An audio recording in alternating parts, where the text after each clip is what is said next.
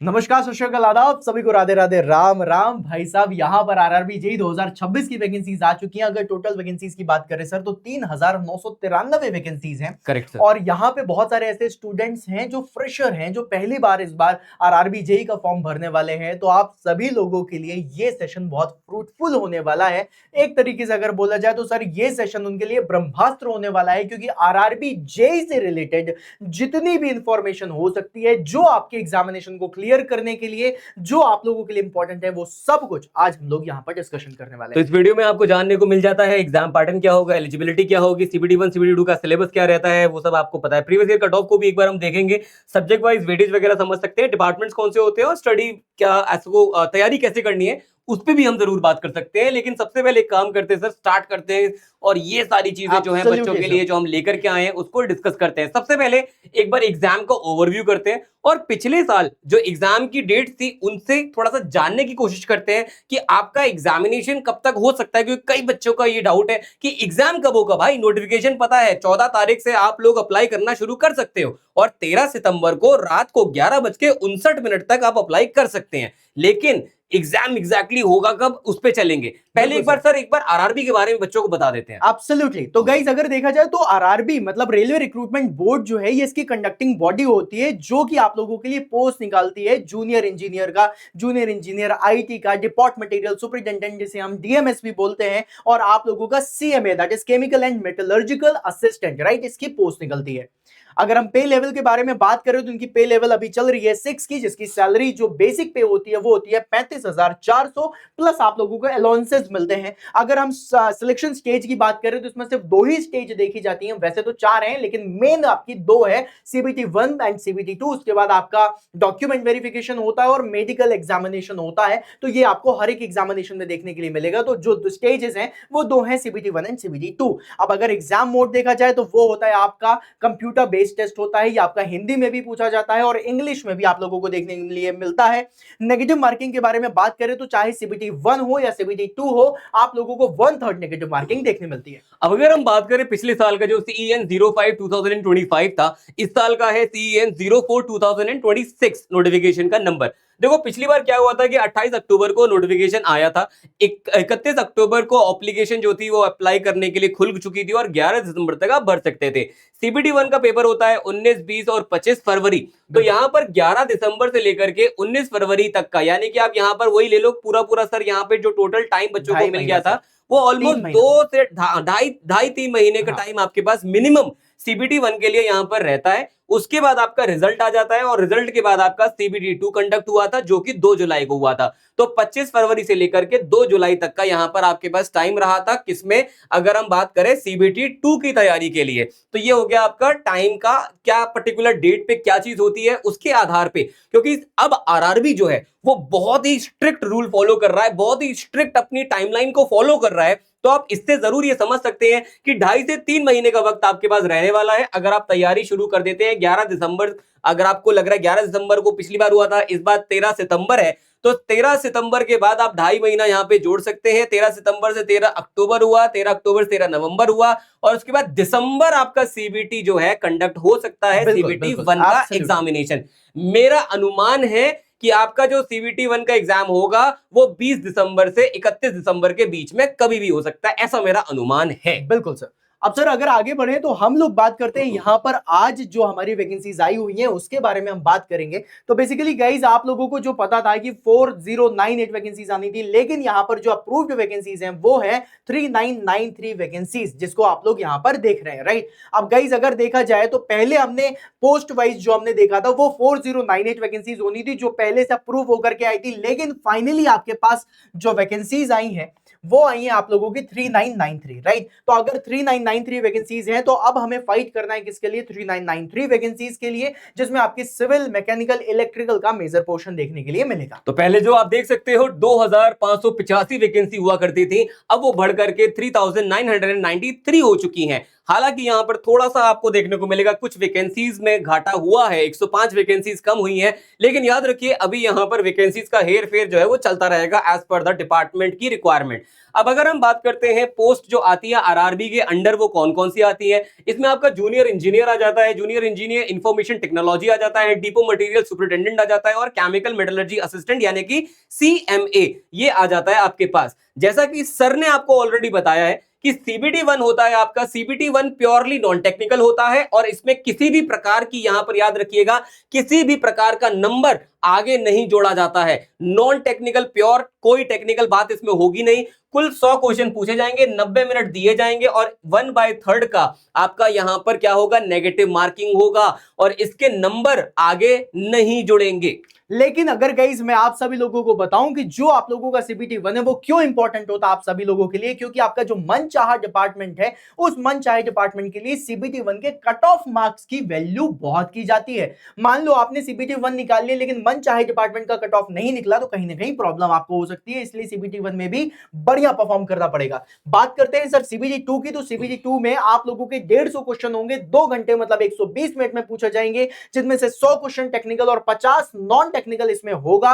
साथ ही साथ आपको बता दूं इसमें भी 1/3 नेगेटिव मार्किंग देखने के लिए मिलेगी और जो आपकी फाइनल मेरिट डन होगी वो सीबीटी 2 के बेसिस में होगी। राइट, इसमें सीबीटी 2 मार्क्स जब आपके आ जाते हैं उसके आधार पे आपका सिलेक्शन होता है। सीबीटी 1 आपकी मदद करता है कौन से डिपार्टमेंट के लिए आप एलिजिबल होते हैं, सीबीटी 2 आपका मेरिट बनाता है और उसके बाद फाइनल डॉक्यूमेंट वेरिफिकेशन और अगले ही दिन आपका मेडिकल जहां पर हो जाता है। अब अगर हम बात करते हैं एलिजिबिलिटी और एप्लीकेशन के बारे में, मिनिमम उम्र जो होनी चाहिए वो 18 साल आपकी होनी चाहिए और मैक्सिमम आपकी 33 एज होनी चाहिए अनरिजर्व कैटेगरीज के लिए। बाकी कैटेगरीज में जिस तरह से सेंट्रल गवर्नमेंट का नियम है वही फॉलो होता है यहाँ पे भी। और जो रिलैक्सेशन है जैसे कि हम देख सकते हैं, ओबीसी एनसीएल बच्चों के लिए 3 साल का रिलैक्सेशन, एसटी एसटी के लिए 5 साल का रिलैक्सेशन, पीडब्ल्यूडी के लिए 10 साल तक का रिलैक्सेशन है। और छोटी मोटी जो एलिजिबिलिटी है वो हो जाती है कि भाई आप सभी लोग भारतीय नागरिक होने चाहिए, आप सब्जेक्ट ऑफ नेपाल या भूटान हो सकते हैं, तिब्बतन रिफ्यूजी हो सकते हैं और बाकी सारी चीजें एक्स सर्विसमैन जो है उनकी वैकेंसी भी यहां पर रिजर्व रहती है। ओके, अब यहां पर गाइस एक चीज और भी है जो आप सभी लोग को बताना चाहूंगा कि जब भी कभी आप लोग यहां पर एलिजिबिलिटी देख रहे हो, एज लिमिट के बारे में देख रहे हो, तो यहां पर एक पॉइंट और दिमाग में चलता है कि कौन से स्टूडेंट है जो फॉर्म को भर सकते हैं।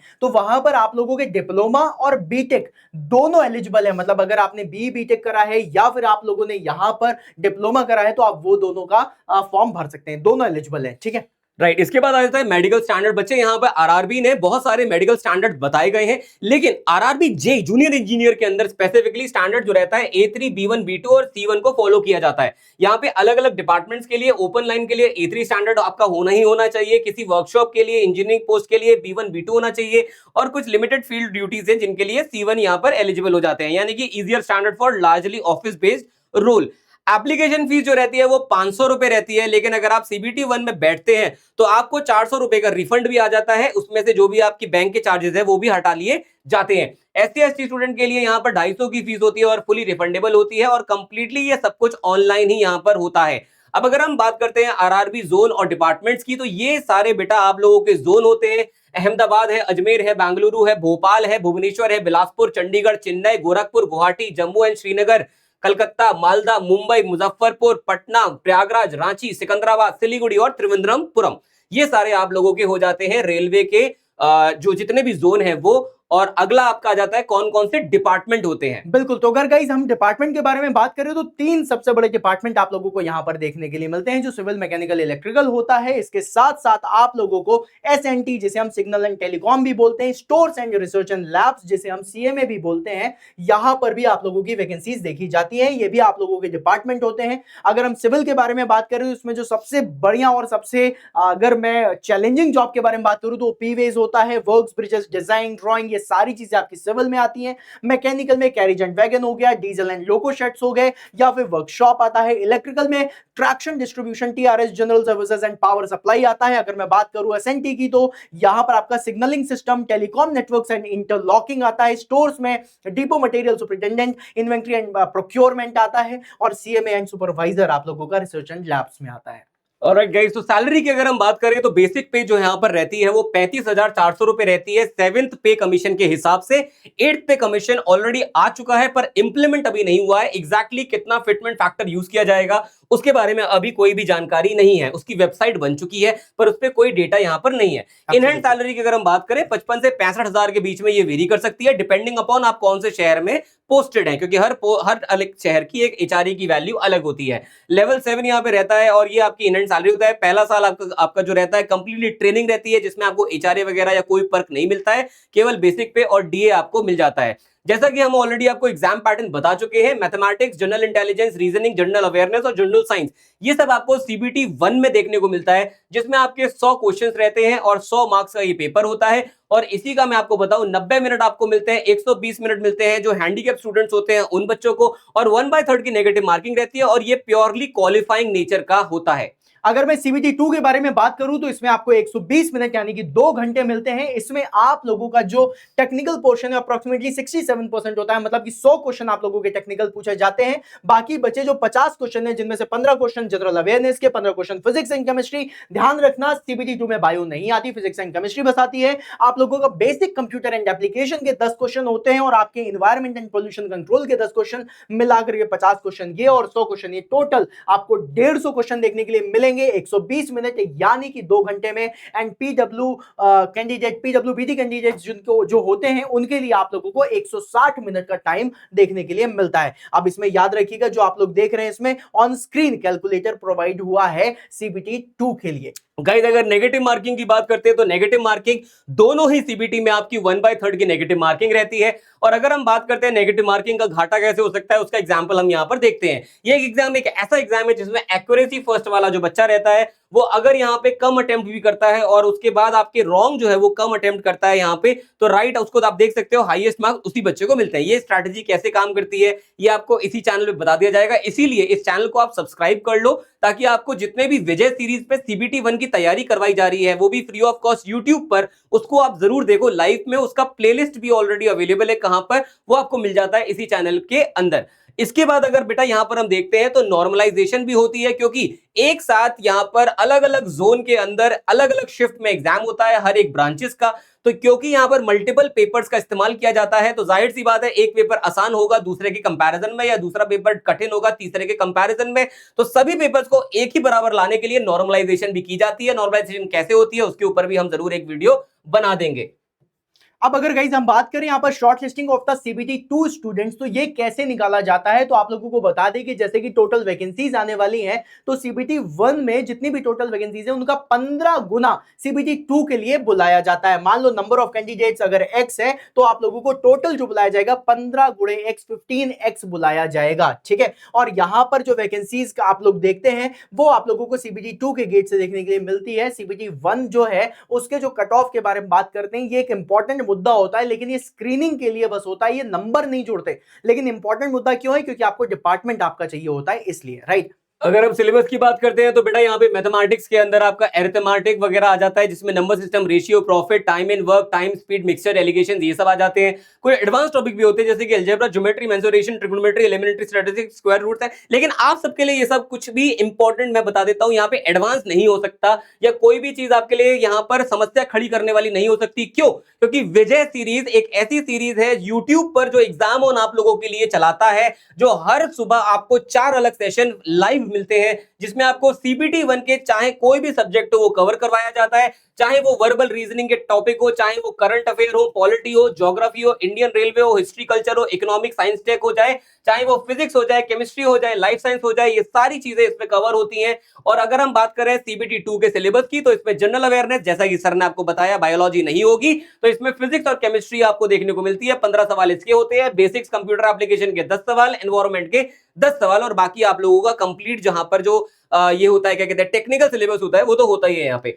अब सर बात कर लेते हैं एक बार पिछले साल जो हुआ उसके आधार पे हम क्या बोल सकते हैं। तो गाइस अब यहां पर देखो सबसे ज्यादा इंपॉर्टेंट मुद्दा आता है इस स्लाइड का, इसके बारे में आप लोगों को बता दें। सबसे इंपॉर्टेंट ये है कि भैया मुझे 100 नंबर का अगर पेपर है तो 100 में से कितने मार्क्स के लिए तैयारी या फिर कितने मार्क्स एक्चुअली में लाने होंगे जिसकी वजह से मैं अपने सिलेक्शन को पक्का कर सकूं, अपने सीबीटी 2 तक के सफर को आगे लेकर के जा पाऊं, जारी कर पाऊं। तो उसके लिए गाइस अगर देखा जाए तो सबसे ज्यादा कॉम्पिटिशन हमें 4 जोन में हमेशा देखने के लिए मिलता है। ऑल्दो हम इसे कोलकाता जोन इसमें नहीं लेते क्योंकि सबसे ज्यादा वैकेंसी उसमें है, लेकिन कंपटीशन इतना नहीं होता। सबसे ज्यादा कंपटीशन सिकंदराबाद, प्रयागराज, पटना और मुजफ्फरपुर में होता है। और यहां पे जो अप्रॉक्सीमेटली यूआर का जो कट ऑफ जाता है वो 68 नंबर से लेकर के 75 नंबर तक जा सकता है। और सबसे कम जो आपको कंपटीशन देखने के लिए मिलेगा वो कंपटीशन सबसे कम देखने मिलता है गुवाहाटी में, जम्मू एंड कश्मीर, बिलासपुर, सिलीगुड़ी और मालदा में। यहां पे आपका जो कट ऑफ है वो 55 से 65 के बीच में होता है। और जो मॉडरेट लेवल पे जिसमें सबसे ज्यादा वैकेंसीज होती हैं वहां पर आप लोगों को मिड बैंड देखने मिलता है, that is Mumbai, Chennai, Kolkata, Bhopal, Ajmer, right. इसमें आपका जो कंपटीशन है वो थोड़ा सा कम होता है। अब आप बोलोगे सर इसमें कंपटीशन सबसे ज्यादा क्यों होता है? क्योंकि यहां पे सबसे ज्यादा एप्लीकेंट भी होते हैं और यहां पर अगर आप बहुत ध्यान से देखो तो इनकी जो कनेक्टिविटी है वो सब जगह से बहुत ज्यादा है। तो कई सारे स्टूडेंट्स हैं जो यहां से फॉर्म भरना ज्यादा पसंद करते हैं। कोलकाता, वेस्ट बंगाल में चला गया तो वहां से कनेक्टिविटी थोड़ी कम हो जाती है, लेकिन प्रयागराज हो, पटना हो, सिकंदराबाद या मुजफ्फरपुर, यहां से आपकी कनेक्टिविटी काफी अच्छी होती है, इसलिए यहां पे सबसे ज्यादा स्टूडेंट्स होते हैं। अब अगर बात करें यहां पर ओबीसी या फिर एससी एसटी की, तो इनके मार्क्स भी आपके मैक्सिमम मार्क्स जो जा सकते हैं 64 से 71 जा सकते हैं। फिर उसके बाद 58 से 66 आप लोगों के एसटी के लिए जा सकते हैं। अगर हम बात करते हैं एक सेफ स्कोर की, तो 75 प्लस रॉ मार्क्स आपका उद्देश्य होना चाहिए आउट ऑफ 100, जितना भी हम देख सकते हैं। अब बाकी जो रहता है बेटा यहाँ पर और जो जानकारी है, स्टडी प्लान क्या होना चाहिए, स्ट्रैटेजी क्या होनी चाहिए, वो सारी जानकारी आपको मिल सकती है। लेकिन उसके लिए आपको एग्जाम ऑन का यूट्यूब चैनल जो है वो पूरी तरह से सब्सक्राइब करना है, ताकि आपको इस तरह की और सारी वीडियोस, अगर आप पहली बार तैयारी कर रहे हो, ये चैनल आपके लिए सारा कुछ कंटेंट देने के लिए तैयार बैठा है। और एग्जाम ऑन एजुकेशन की एप्लीकेशन पर करंट अफेयर की फ्री कंटेंट तो आपके हर हफ्ते अपलोड होते ही हैं, आप उनको भी चेकआउट कर सकते हैं। लेकिन अगर कोई बच्चा ऐसा है जिसको कुछ भी नहीं आता है, पहली बार तैयारी भी कर रहा है और अपने आप को पूरी तरह से सिलेक्शन प्रूफ करना चाहता है, तो उस बच्चे को यहां पर जो राजधानी बैच है, सिविल और मैकेनिकल के जो बच्चे हैं उन दोनों के लिए ही राजधानी बैच, जिसमें सीबीटी 1 सीबीटी 2 दोनों की क्लासेस मिलती हैं। लेकिन उससे भी बड़ी बात यह है कि उस बैच में अभी आप लोगों को अच्छा खासा प्राइस में कमी यानी कि कट यानी कि डिस्काउंट देखने को मिलता है, क्योंकि इंडिपेंडेंस डे का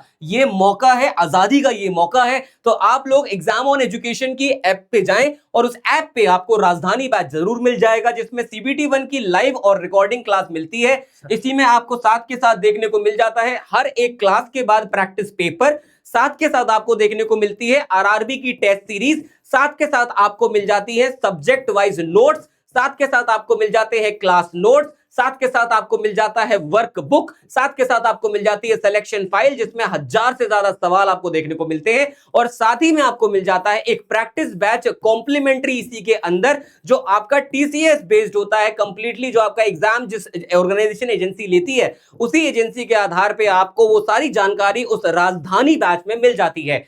अब अगर कोई एक ऐसा बच्चा है जिसको हमसे डायरेक्ट बात करनी है, ना हमारे सेल्स से बात करनी है, ना मैनेजमेंट से बात करनी है, लेकिन सीधे सीधे वो जोशित सर या फिर शिवम सर से बात करना चाहता है, तो उसके लिए ये कॉन्टैक्ट नंबर, पर्सनल नंबर आपको टीचर देके जा रहे हैं, जिन पे आप कॉल करेंगे और आपका फोन हम लोग उठाएंगे। बिल्कुल। और यहां पर गाइस एक चीज और भी बोलना चाहूंगा कि ये आजादी का जो टाइम चल रहा है, जो आजादी का दिवस चल रहा है, इसमें मैं चाहूंगा कि आप लोग भी आजादी पाएं अपनी बेरोजगारी से, आप लोग भी आजादी पाएं अपनी नेगेटिविटी से, अपने डिप्रेशन से, अपने डिमोटिवेशन से, और आप लोग भी सरकारी ऑफिसर बने इसी 2026 में, ताकि आजादी का जो अगला दिवस आने वाला है ना, उसमें आप लोग सरकारी ऑफिसर बन के वहां पर झंडा लहरा सको। और इसी मोटिवेशन के साथ आज का सेशन हम यहीं पे एंड करेंगे। I believe, even we believe कि हम लोगों ने आप लोगों का आरआरबी जेई का जितने भी कॉन्सेप्ट और जितने भी डाउट हो सकते हैं वो सारे एक सेशन में सॉल्व करने की कोशिश करी है। क्या क्या आरआरबी में होता है, कैसे कैसे होता है, वो सब कुछ बताने की कोशिश करी है। सेशन अच्छा लगा हो, हमारी मेहनत अच्छी लगी हो, तो सेशन में लाइक और कमेंट में हार्ट साइन जरूर छोड़ करके जाना, चैनल सब्सक्राइब कर लेना, क्योंकि यहां पे टीचर से पढ़ाते नहीं, वो जान लगा देते हैं आपके सिलेक्शन के लिए। और इसी मोटिवेशन के साथ मिलते हैं अपन नेक्स्ट सेशन में, तब तक के लिए बाय बाय।